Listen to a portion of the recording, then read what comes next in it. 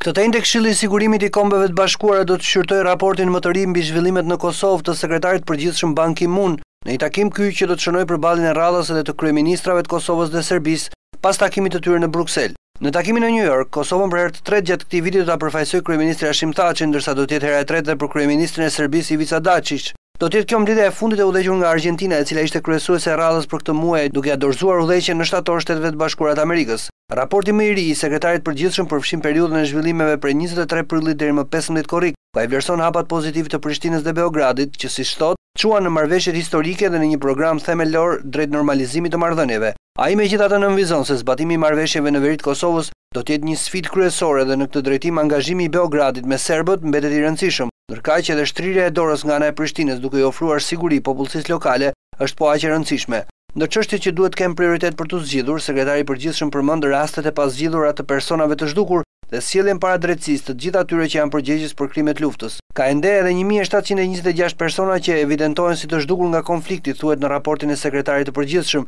i cili këtë plagë të rënd të luftës e paralajmëron si një çështje që do zgjidhje dhe që duhet jetë pjesë e pashmangshme në bisedimet e mëtejshme.